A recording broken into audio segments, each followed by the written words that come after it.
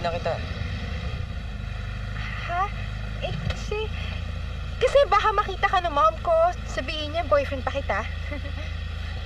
In that case, hatid na talaga kita. Gusto mo ako mapahamak, no?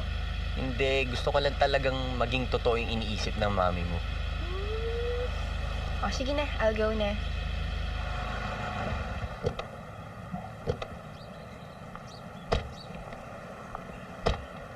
Sige na, hatid na kita, please. Ikaw talaga, oh. Sige na. Go. Basta, ingat ka ha. Ikaw din.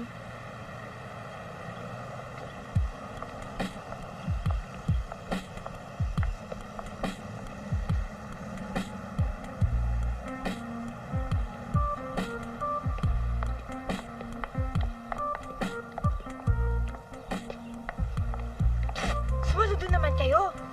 Salamat, ha? Ma'am? Thank you.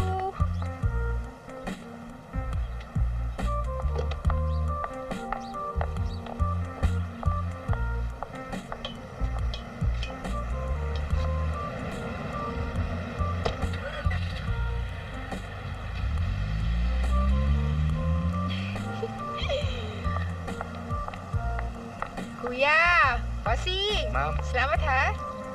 Ay, ito, hati na kayo sa 20. Salamat Manong, po. hati na kayo, ha? Salamat, ha? Opo. Galing! Woo! Glenda, 300 degrees lang yung oven ha, baka mag-dry yung chicken. At saka huwag makakalimutan lagi ng vanilla Yes, ice cream ma'am. yung ano ha, dessert. Ma, dinner lang ba to or we'll talk about your wedding na? Ikaw talaga. Ma, do you really like him? Oo naman. Bukod sa handsome na, doktor pa, di ba? Ikaw, do you like him ba? Okay lang. That's good. Ma, magkulon ka. Amoy ulam ka na eh. Oo nga.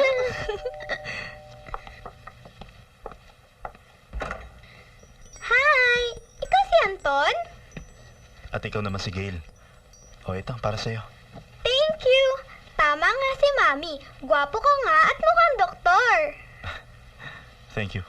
Come in. Okay, tara. You like sports? No, pero kaya namin mag-marathon sa park ni Mami. Yung marathon, jogging sa park. Nakalimang ikot na ako, siya kalahati pa lang tapos andun na siya sa kotse kumakain. May children ka na? Oo, 3. TJ's 14, Mika's 12, si Jeremy 9. Anong work ng Mami nila? Dati sa travel agency. Ngayon full-time housewife na. Pinatigil mo siya sa work? Hindi. Siya ang umayaw. Bakit kayo nag-separate? Gail, It's alright. Siguro nag-draw apart kami. pasensya ka na sa anak ko ha. Pinagli ko yan kay Chris eh. Okay lang ba sa kanila na separated na kayo? Oo naman.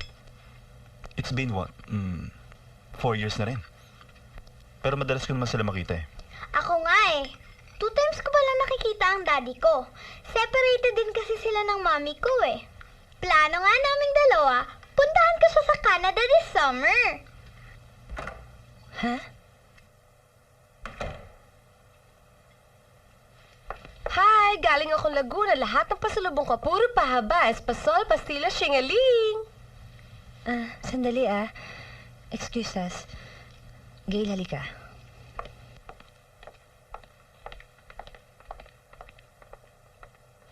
Pogi, mahilig ka sa espasol? Pupunta ka sa Canada? Nagdesisyon ka na hindi nagkukonsulta sa akin? Ayoko nagpaplano ka, hindi ko alam. Ma, magpapaalam pa lang sa inyo si daddy. Sana kinausap niyo muna ako bago kanya binainwash. Hindi pwedeng basta-basta kang bibit-bitin kahit saan. At kung kailan niya gustong sumalpot sa buhay mo, ano karapatan niya ha? Look at me, Gail. Ma, he's still my dad.